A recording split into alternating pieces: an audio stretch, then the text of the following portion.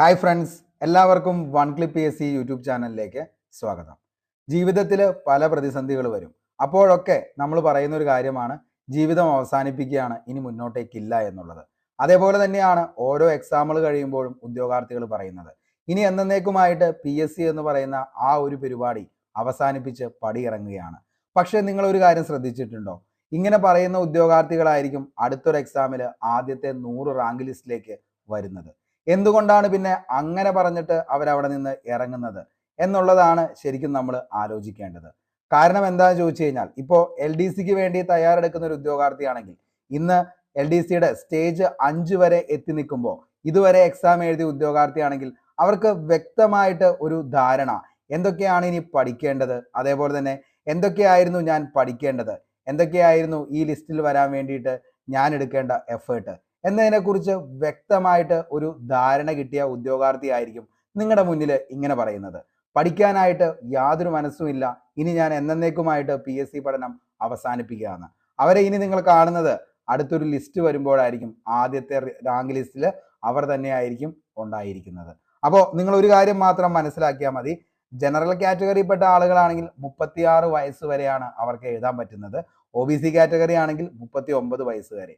Okay, അപ്പൊ ഈ ഒരു കാറ്റഗറിയിൽപ്പെട്ട ആളുകൾക്ക് നിലവിൽ നമ്മൾ ഈ ഒരു പരിപാടിക്ക് ഇറങ്ങി കഴിഞ്ഞു കഴിഞ്ഞാൽ PSC എന്ന് പറയുന്നത് ഒരു മാന്ത്രിക വലയമാണ്. കാരണം ഇതിലേക്ക് ഇറങ്ങിക്കഴിഞ്ഞ് 6 മാസം ഇവിടെ പഠിക്കാനായിട്ട് തുടങ്ങിക്കഴിഞ്ഞാൽ പിന്നെ ഒരിക്കലും നമുക്ക് ഇതിൻ്റെ അകത്ത് എന്ത് ചെയ്യാൻ പറ്റത്തില്ല, കയറാനായിട്ട് പറ്റത്തില്ല. ഒന്നുകിൽ നിങ്ങൾക്ക് എന്ത് ചെയ്യണം, ജോലി കിട്ടണം, അല്ലെങ്കിൽ നിങ്ങൾ എന്ത് ചെയ്യണം, ലിസ്റ്റിൽ വന്ന് നിങ്ങൾ ജോലി കിട്ടിപ്പോണം, അല്ലെങ്കിൽ നിങ്ങൾ ഏജ് ഓവർ ആവണം. ഇത് രണ്ടിൽ ഏതെങ്കിലും ഒന്ന് സംഭവിക്കാതെ പിന്നെ നിങ്ങൾക്ക് ഇതിൽ നിന്നും ഇറങ്ങാനായിട്ട് പറ്റത്തില്ല. ഈ കഞ്ചാവിനൊക്കെ അഡിക്റ്റ് ആവണം എന്ന് പറയുന്നില്ലേ, അതിനേക്കാൾ അപ്പുറത്താണ് PSC എന്ന് പറയുന്നത്. വേണമെങ്കിൽ നിങ്ങൾക്കൊരു സുഹൃത്തിനെ നശിപ്പിക്കാനും അതേപോലെ തന്നെ അവനെ നന്നാക്കാനും പറ്റിയ ഏറ്റവും നല്ല കാര്യമാണ് ഒരു PSC കോച്ചിങ് സെന്ററിൽ കൊണ്ടുപോയി ചേർക്കുക എന്നുള്ളത്. ഒന്നുകിൽ അവൻ 6 മാസം കൊണ്ട് പഠിച്ചവൻ ജോലി വാങ്ങും, അല്ലെങ്കിൽ അവൻ എന്ത് ചെയ്യും, കാലാകാലങ്ങളോളം ഇതിൻ്റെ പുറകെ നടന്ന് പണ്ടാരടങ്ങി അവസാനം അവൻ്റെ ജീവിതം കുട്ടിച്ചോറാകും. അപ്പോൾ എനിക്ക് നിങ്ങളുടെ അടുത്ത് പറയാനുള്ളത്, ഇന്ന് നിങ്ങൾ ഈ കണ്ടുകൊണ്ടിരിക്കുന്ന ഉദ്യോഗാർത്ഥികൾ ഏകദേശം 1 വർഷം അല്ലെങ്കിൽ ഒരു 6 മാസമെങ്കിലും ആയ ഉദ്യോഗാർത്ഥികൾ ഉണ്ടെങ്കിൽ ഇന്ന് നിങ്ങൾക്ക് തീരുമാനമെടുക്കാം, ഞാൻ ഇനി പഠിക്കണോ അല്ലെങ്കിൽ എന്ത് ചെയ്യണോ, ഈ പരിപാടി അവസാനിപ്പിക്കണോ എന്നുള്ളത്.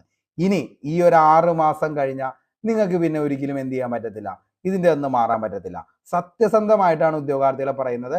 പിന്നെ നിങ്ങൾക്ക് ഒരിക്കലും ഈ ഒരു ഫീൽഡിൽ നിന്ന് ഏജ് ഓവർ ആവാതെ കയറാനായിട്ട് പറ്റത്തില്ല. അപ്പോൾ 6 മാസം വരെയാണ് നിങ്ങൾക്ക് എന്തുള്ളൂ, ഇവിടുന്ന് പോകാനുള്ള ചാൻസ് ഉള്ളൂ. 6 മാസം കഴിഞ്ഞാൽ പിന്നെ എന്ത് ചെയ്യും, നിങ്ങളും ഈ മാന്ത്രിക വലയത്തിൽ ഉൾപ്പെടും. പിന്നെ ഒരിക്കലും നിങ്ങൾക്ക് എന്ത് ചെയ്യാൻ പറ്റത്തില്ല, ഇവിടുന്ന് മാറിപ്പോവാനായിട്ട് പറ്റത്തില്ല. ഓക്കെ, ഇനി ഞാൻ ആദ്യം പറഞ്ഞ പോലെ തന്നെ ആരാണ് നിലവിൽ നിലവിൽ ഞാൻ പറഞ്ഞല്ലോ, അതായത് നിലവിൽ PSC പഠനം എന്ത് ചെയ്യാണ്, അവസാനിപ്പിക്കുകയാണ്, ഞാൻ ഇനി ഇവിടെ നിന്ന് പോവുകയാണ്, ഓക്കെ ഗുഡ് ബൈ ഒക്കെ പറഞ്ഞു പോകുന്ന ആളുകൾ എന്താണ് ലിസ്റ്റിൽ വരുന്നതിന്റെ കാരണം എന്താണെന്ന് ചോദിച്ചു കഴിഞ്ഞാൽ, LDCക്ക് വേണ്ടി തയ്യാറെടുക്കുന്ന ഉദ്യോഗാർത്ഥികളാണെങ്കിൽ നമുക്കറിയാം, പാവപ്പെട്ടവന്റെ IAS എന്നറിയപ്പെടുന്ന ഒരു ജോബാണ് ഈ പറയുന്ന LDC. നമ്മൾക്ക് അതിൻ്റെ അകത്ത് പഠിക്കാനായിട്ടുള്ള സബ്ജക്റ്റുകൾ നോക്കി കഴിയുമ്പോൾ മനസ്സിലാവും, ഇതിൻ്റെ ഏകദേശം എന്താണ് മറ്റൊരു വേർഷനാണ് ബാക്കി വരുന്ന എല്ലാ എക്സാമുകൾ എന്ന് പറയുന്നത്. അടിസ്ഥാനം എന്ന് പറയുന്നത് ഒരു LDCയുടെ റാങ്ക് ഫയൽ പക്ക റിവിഷൻ ചെയ്ത് സെറ്റായ ഉദ്യോഗാർത്ഥിയാണെങ്കിൽ അവൻ എന്ത് ചെയ്യാനായിട്ട് പറ്റും, വരുന്ന എക്സാമുകളിലൊക്കെ ബേസ് ആയിട്ടുള്ള എല്ലാ കാര്യങ്ങളും എന്തായിരിക്കും, സെറ്റായിരിക്കും. ഇനി കുറച്ചുകൂടി സ്റ്റേറ്റ്മെന്റ് ലെവലിലേക്കുള്ള ചോദ്യങ്ങളും അതേപോലെ തന്നെ കറണ്ട് അഫയേഴ്സും അതേപോലെ English, maths, Malayalam core subject കൂടിയും ഒന്ന് എന്ത് ചെയ്താൽ മിനിക്ക് കഴിഞ്ഞു കഴിഞ്ഞാൽ അവൻ എന്ത് ചെയ്യാൻ പറ്റും, ഡിഗ്രി ലെവൽ എക്സാമിലും നല്ല രീതിയിൽ പെർഫോം ചെയ്യാനായിട്ട് പറ്റും. അതുകൊണ്ടാണ് അവൻ എന്ത് ചെയ്യുന്നത്, എന്നേക്കുമായിട്ട് ഈ ഒരു ഫീൽഡ് ഇറങ്ങുക എന്നുള്ളത് പറയുന്നത്. കാരണം എന്താണ് അവിടുത്തെ സ്റ്റഡി പ്ലാൻ, എന്താണ് ഇതുവരെ പഠിച്ചത് എന്നുള്ളത് വളരെ വ്യക്തമായിട്ട് ഈ പറയുന്ന ഓരോരുത്തർക്കും മനസ്സിലായിട്ടുണ്ടാവും. അതേപോലെ എന്തൊക്കെ മെറ്റീരിയൽസ് ആണ് നമുക്ക് പഠിക്കേണ്ടത് എന്നുള്ളത് ഒരു LDക്ക് തയ്യാറെടുത്ത ഉദ്യോഗാർത്ഥിയാണെങ്കിൽ അവന് പക്ക സെറ്റായിരിക്കും. അതേപോലെ തന്നെ ഏതൊക്കെ ക്വസ്റ്റ്യൻ പേപ്പറാണ് നമ്മൾ അനലൈസ് ചെയ്ത് പഠിക്കേണ്ടത്, അല്ലെങ്കിൽ അത് പഠിക്കുമ്പോൾ എന്തൊക്കെ കാര്യങ്ങളാണ് അതിൻ്റെ അകത്ത് കൂടുതലായിട്ട് നമ്മൾ എന്ത് ചെയ്യേണ്ടത്, ഇമ്പോർട്ടൻ്റ്, അതായത് ഏറ്റവും ഇമ്പോർട്ടൻ്റ് ആയിട്ടുള്ള കാര്യങ്ങൾ ഏതൊക്കെയാണ് എന്നുള്ളത് നമുക്ക് മനസ്സിലാക്കാനായിട്ട് പറ്റും. അതേപോലെ തന്നെ എന്ത് ചെയ്യാനായിട്ട് പറ്റും, ഓരോ കാര്യങ്ങൾ പഠിക്കുമ്പോഴും അതിൻ്റെ അകത്തു നിന്ന് വരുന്ന ചോദ്യങ്ങൾ, ഇപ്പോൾ ഓരോ ടോപ്പിക്സ് നമ്മൾ എടുക്കുകയാണ്, ആ ടോപ്പിക്സിൽ നിന്ന് ഏതൊക്കെ ചോദ്യങ്ങൾ വരാം എന്നുള്ളത് വരെയും എന്ത് ചെയ്യാൻ പറ്റും, ഒരു LDCക്ക് വേണ്ടി പ്രിപ്പയർ ചെയ്ത ഉദ്യോഗാർത്ഥിയാണെങ്കിൽ അവനെ കണ്ടെത്താനായിട്ട് പറ്റും. അത് തന്നെയാണ് അവൻ എന്താക്കുന്നത്, ഈ പറയുന്ന എന്താണ് നിലവിലത്തെ ആ ഒരു പരിപാടി നിർത്തി അവൻ സ്വന്തമായിട്ട് പഠനത്തിലേക്ക് മാറാനുള്ള കാരണം എന്ന് പറയുന്നത്. കാരണം സെൽഫ് സ്റ്റഡി എന്ന് പറയുന്നത് ഒരിക്കലും മോശമൊന്നുമല്ല. നമുക്ക് കണ്ടിന്യൂസ് ആയിട്ട് ഇരുന്ന് പഠിക്കാനായിട്ടുള്ള ആ ഒരു സിറ്റുവേഷൻ അല്ലെങ്കിൽ അങ്ങനെ ഒരു സാഹചര്യം നമുക്കുണ്ടെങ്കിൽ സെൽഫ് സ്റ്റഡി എന്ന് പറയുന്നത് ഗംഭീരമാണ്. കാരണം നമുക്ക് വേണ്ടത് എന്താണെന്നുള്ളത് നമ്മൾ തന്നെ മനസ്സിലാക്കി നമ്മൾ കുത്തിയിരുന്ന് പഠിക്കുക. അതിനേക്കാൾ നന്നായിട്ട് ചെയ്യാൻ പറ്റുന്ന ഒരു പരിപാടിയില്ല. പിന്നെ നമ്മൾ പറയാറുണ്ട് combine study, coaching class, online ക്ലാസ്സുകൾ, അങ്ങനെയുള്ള കുറേ കാര്യങ്ങൾ. അതൊക്കെ വളരെ നല്ലതാണ്. അതെന്താണ്, നിങ്ങളത് പഠനം എന്നുള്ള ലെവലിലേക്ക് മാത്രം മാറ്റി വയ്ക്കുകയാണെങ്കിൽ തീർച്ചയായിട്ടും നിങ്ങൾക്ക് എന്താണ് ഉപകാരപ്പെടും. കാരണം ഒത്തിരി പേരിരുന്ന് പഠിക്കുന്നതും ഒരാൾ തന്നെ ഇരുന്ന് പഠിക്കുന്നതും തമ്മിൽ ഭയങ്കര ഡിഫറൻസ് ഉണ്ട്. കാരണം എന്താണെന്ന് വെച്ച് കഴിഞ്ഞാൽ പെട്ടെന്ന് നമ്മൾ എന്ത് ചെയ്യും, നിർത്തുന്നത് എന്തായിരിക്കും, തന്നെ ഇരുന്ന് പഠിക്കുന്ന.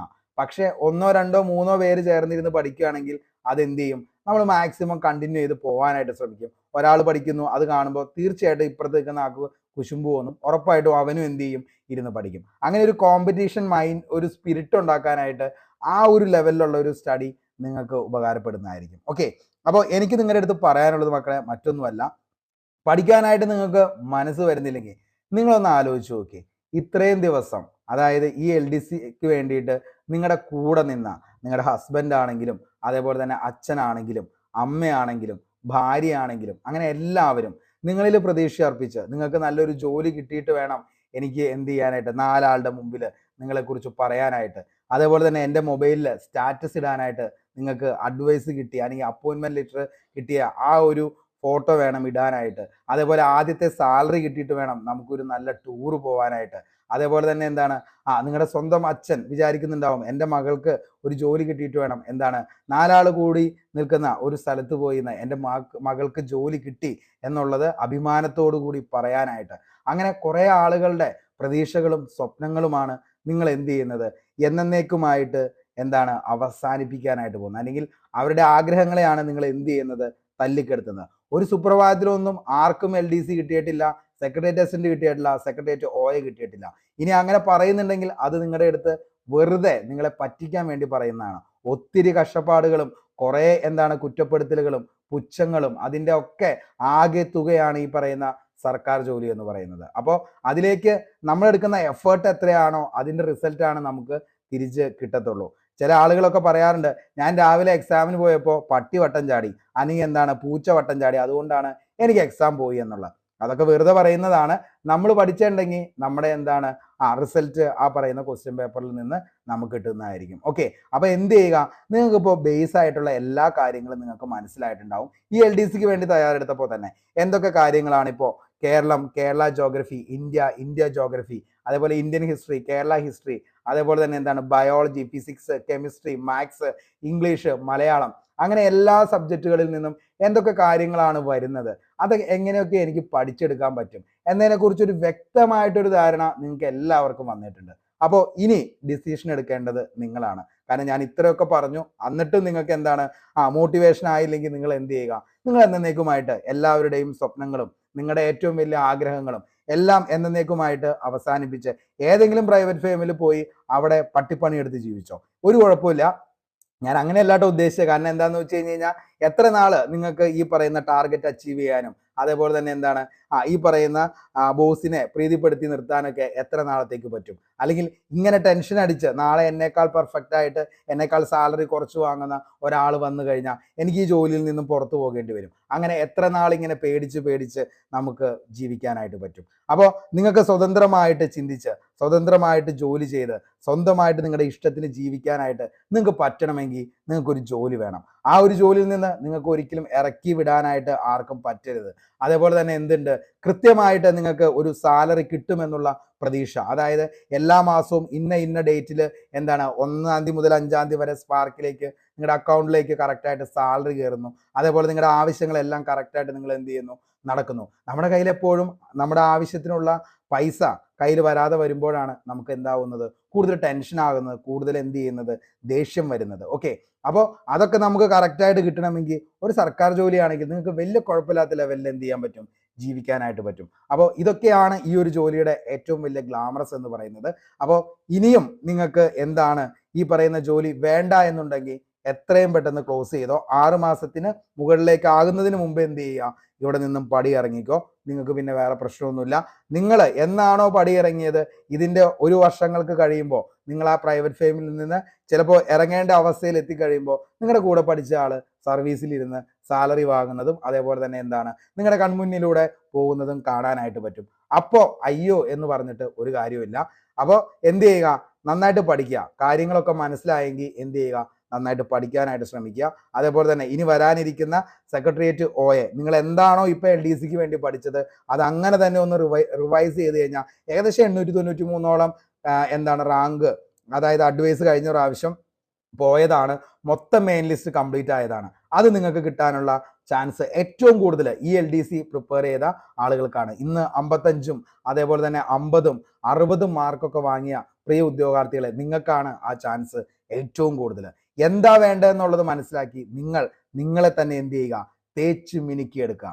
പുലി എന്ന് പറയുന്നത് പുലിമുരുകനിൽ പറയുന്ന പോലെ എന്താണ്, പതുങ്ങുന്നത് ഒരിക്കലും എന്താ അതായത് എന്താണ് പുലി പതുങ്ങുന്നത് ഒളിക്കാനല്ല, അതെന്താണ് അത് ശരിക്കും കുതിക്കാനാണ് എന്നുള്ളത് നിങ്ങൾ മനസ്സിലാക്കുക. അപ്പോൾ ഒന്ന് പതുങ്ങിയാലും നിങ്ങൾ എന്ത് ചെയ്യരുത്, ഒരിക്കലും എന്ത് ചെയ്ത് ഒളിച്ചു മാറി അല്ലെങ്കിൽ ഒളിച്ചോടാനായിട്ട് പോകരുത്. എന്ത് ചെയ്യണം, കുതിച്ച് മുന്നിലേക്ക് വരണം. നിങ്ങൾക്ക് വേണ്ടിയിട്ടുള്ളതാണ് ഇനി വരുന്ന എല്ലാ എക്സാമുകളും. നിങ്ങളുടെ കൂടെ കട്ട സപ്പോർട്ടുമായിട്ട് ഞാനും ഉണ്ടാകും.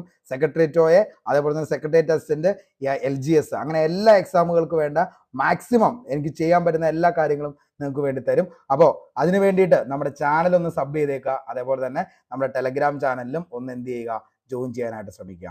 അപ്പോൾ എല്ലാവർക്കും നല്ലത് മാത്രം വരട്ടെ എന്ന് ആത്മാർത്ഥമായി സർവേശ്വരനോട് പ്രാർത്ഥിച്ച് ഇന്നത്തെ ഈ വീഡിയോ ഇവിടെ വെച്ച് വൈൻഡപ്പ് ചെയ്യാണ്. Signing off, Arun Kombanadan. Thank you.